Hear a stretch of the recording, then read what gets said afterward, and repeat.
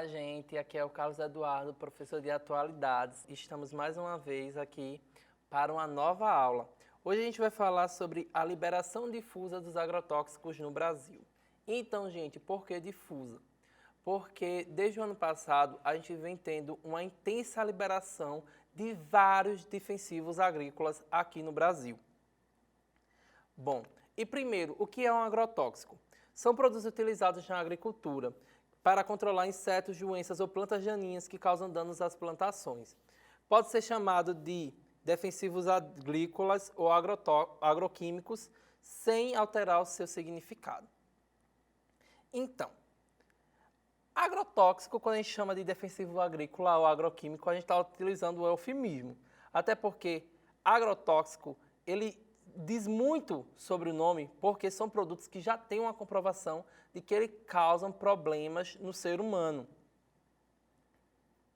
Bom, essa propaganda agro é tech, agro é pop, agro é tudo, a gente já viu em diversos canais de mídias sociais. Porque a gente vê sempre essa propaganda, enaltecendo tanto a agropecuária aqui no nosso país. O agronegócio, ele é responsável por uma grande fatia da economia. Ele fomenta tanto o mercado interno como o mercado externo. Então, sempre que poder reafirmar que a economia vai bem através da agricultura e da pecuária, então sempre é um ponto positivo para os governantes. Mas isso custa um preço. E o preço que custa é justamente a utilização difusa dos agrotóxicos. Bom, o número de agrotóxicos liberados no Brasil é o maior dos últimos 10 anos. Isso é uma reportagem do ano passado e a gente vê que a liberação dos agrotóxicos foi tão intensa que bateu o recorde e o Brasil é o país que mais utiliza os agrotóxicos no mundo. Bom, e quais são os grupos dos agrotóxicos? A gente vai ter os inseticidas, os herbicidas, os fumigantes. Eles sempre vão ter nomes parecidos com o que eles combatem. Ou seja, fungicida combate fungos, desfoliantes vão combater folhas indesejadas, raticidas combatem roedores. Então o nome ele chega a ser bem sugestivo para a questão, para o mecanismo de ação daquele agrotóxico. Bom, e tudo passa por um processo. Como é que é esse processo? Começa com a plantação, depois a aplicação do agrotóxico e depois essa plantação ela precisa passar por um período de quarentena. Por quê? Porque esse agrotóxico ele precisa se perder, ou ele vai evaporar ou ele vai ser devolvido para a terra. Ou seja, aquele agrotóxico ele tem que ter algumas mínimas partículas no alimento. Eles deixam algumas partículas e aqui no Brasil existem leis que regulam o quanto pode deixar de agrotóxico, de resíduo de agrotóxico no alimento. Bom, depois do período de quarentena, a gente tem o cultivo e, consequentemente, o consumo.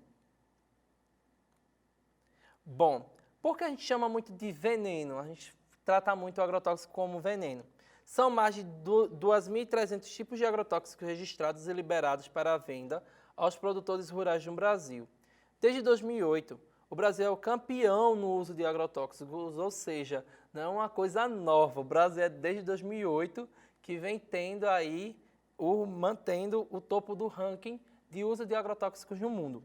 Bom, em 2017, um estudo realizado na USP mostrou que 8 são contaminados por dia, 8 pessoas são contaminadas por dia. Isso levando em conta os números oficiais. E esses também são subnotificados, viu? Porque em 2015 o governo deixou de publicar os casos de intoxicação por agrotóxico. Ou seja, para poder liberar, não pode dizer que realmente causa algum problema. E existe no Senado o projeto de lei 4.231 de 2019 do senador Stevenson Valentim. O que diz esse projeto de lei? Ele fala aqui, vai proibir a liberação de agrotóxicos mais agressivos do que já estão registrados. Como assim? Eu tenho um agrotóxico que ele é bem efetivo para plantações de café. E o governo, geralmente a parte do Ministério da Agricultura, quer tentar introduzir um novo agrotóxico também para combater pragas na plantação de café. Só que esses são mais agressivos. Bom, o que ele diz? O que nesse projeto de lei diz? Se já existe um que ele é eficaz, não é necessário utilizar um mais agressivo para fazer a mesma coisa. Bom, e quais são as consequências do uso de agrotóxicos? Para o meio ambiente, ele vai causar na biota desequilíbrio ecológico e biomagnificação. Cuidado com os termos. Biomagnificação é diferente de bioconcentração e bioacumulação. Biomagnificação, ele é o acúmulo de substâncias que eles vão passando pelos níveis tróficos até atingir o nível mais alto. Bom, na água, no ar e no solo vão causar contaminação local e à distância e contaminação superficial e subterrânea. Para a saúde humana, no trabalhador, ele é mais agressivo. Por quê? Vai causar intoxicação aguda. E no consumidor, tanto no consumidor como no trabalhador, causa intoxicação crônica. Porque no trabalhador vai causar intoxicação aguda? Porque ele está diretamente trabalhando com aquilo. O agricultor ele está diretamente exposto aos agrotóxicos. Enquanto a gente que somos os consumidores, estamos apenas consumindo de forma gradual. Ou seja, a gente vai consumindo um produto que possui um alto teor de agrotóxico, com vários resíduos de agrotóxicos. A gente consome outra fruta que também possui bastante agrotóxico. Outro legume com muito agrotóxico. Ou seja, isso é cumulativo para a gente. Então, a gente, consumidor, só desenvolve intoxicação do tipo crônica. Enquanto que o trabalhador pode sim desenvolver intoxicação aguda. Bom, aí aqui a gente tem um parâmetro entre o Brasil e a Europa. Qual é a diferença dos agrotóxicos? Tanto é que o próprio nome do infográfico já diz, agrotóxicos além do limite. A gente vê que alguns tipos de agrotóxicos aqui no Brasil são utilizados de 200 vezes a 500 vezes a mais do que na União Europeia. A gente vê muito aí o glifosato. O glifosato, a gente vai ver mais na frente, que não é o salvador da pátria. O glifosato, ele é um tipo de herbicida que ele é utilizado na plantação da soja. Ou seja, o limite na União Europeia de miligramas por quilo de resíduo desse agrotóxico é de 0,05. Aqui no Brasil é de 10. Ou seja, 200 vezes a mais é permitido de resíduo de agrotóxico no alimento do que na União Europeia. A gente já vê de novo o glifosato aqui no outro infográfico que fala do limite máximo de resíduo em água potável de miligrama por litro. Aliás, desculpe, micrograma por litro. A gente vê que, enquanto na União Europeia o resíduo desse agrotóxico, glifosato, que ele é um tipo de herbicida, é de 0,1 micrograma por litro, aqui no Brasil é de 500 microgramas por litro. Ou seja, 5.000 vezes a mais é permitido aqui do que na União Europeia. Bom, e o que o glifosato faz? O glifosato ele é classificado como grupo 2A pela Agência Internacional de Pesquisa em Câncer como potencialmente cancerígeno para os humanos. Ou seja, a sua velha soja que você consome sempre está lá topada de glifosato. Para a gente ter uma ideia, mais uma vez, do Brasil versus a União Europeia. Para a plantação de café, o Brasil utiliza 30 tipos de agrotóxico. Desses 30 tipos de agrotóxicos, na União Europeia, 22 são proibidos. A gente vê de novo aqui na cana-de-açúcar. Dos 25 que a gente utiliza, 20 é proibido na União Europeia. Veja só a diferença gritante entre a União Europeia e o Brasil em relação à utilização dos agrotóxicos para a plantação. Bom, e aqui a gente vê um novo infográfico que fala que 48% são alto ou extremamente tóxicos. 25% não são permitidos na União Europeia, ou seja, 48% dos agrotóxicos que são liberados aqui no Brasil são de alta ou extremamente agressivos à saúde humana. Bom, 52% cópia de princípios ativos já usados. Como assim? Dentro do agrotóxico a gente tem um princípio ativo, que é aquilo que vai ter um mecanismo de ação para matar uma erva daninha, por exemplo. 52% são cópias desse princípio ativo que estão sendo utilizados em outros tipos de agrotóxicos. 28% são genéricos dos produtos finais, ou seja, existe produto final, que são apenas 15%, e a maioria dos agricultores usa o genérico desse produto. 5% são de tipos biológicos, ou seja, são produtos que não foram fabricados em laboratórios, são que realmente alguns animais produzem como defesa, algumas plantas que já produzem como defesas e eles utilizam isso como agrotóxico. Bom, a Larissa Meis Bombardi, que é uma pesquisadora da USP, fala que o agrotóxico ele não tem público-alvo, ou seja, ele vai chegar em todo mundo. Bom, e a Anvisa, ela aprovou o marco regulatório dos agrotóxicos, ou seja, estava uma bagunça. Estava aprovando agrotóxicos para utilizar na soja, outros agrotóxicos para ser utilizado na cana-de-açúcar, no café. Então, a Anvisa ela precisava regularizar isso. E como foi que a Anvisa encontrou um método de regularizar a utilização dos agrotóxicos?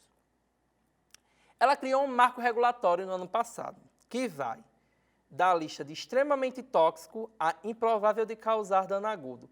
Nessa lista aqui embaixo em cinza a gente vê a linha de risco que vai de alto à esquerda e baixo à direita. O que estiver em verde, ele não está classificado na Anvisa. Bom, e no que foi que a Anvisa levou em consideração para considerar extremamente tóxico, altamente tóxico, moderadamente tóxico, pouco tóxico e improvável de causar dano agudo? Ela analisou o contato oral, quando esses agrotóxicos ele entra em contato com a mucosa oral, contato dérmico na pele e contato inalatório, quando alguns gases desse agrotóxico ele consegue entrar em contato com a mucosa nasal. Como foi que isso aconteceu? Bom, na nova classificação da Anvisa, a categoria 1, que é extremamente tóxico, ele é fatal, caso a pessoa coma ou beba entre em contato com a pele ou inalado. Tanto o extremamente tóxico como o altamente tóxico, ambos são fatais. Eles precisam vir com esse sinalzinho aqui da caveirinha para indicar a toxicidade daquele produto. A categoria 3 é moderadamente tóxico, ou seja, ele é tóxico caso seja ingerido entre contato com a pele ou inalado. Também possui o selo da caveira para identificar como produto tóxico. Já a categoria 4, ele é pouco tóxico, ou seja, nocivo caso seja ingerido entre contato com a pele ou inalado. Ele vai se assemelhar muito com alguns produtos de limpeza, ou seja, muitos produtos de limpeza que a gente utiliza não tem a marca da caveirinha. Ele não é considerado um produto tóxico, é considerado um produto nocivo.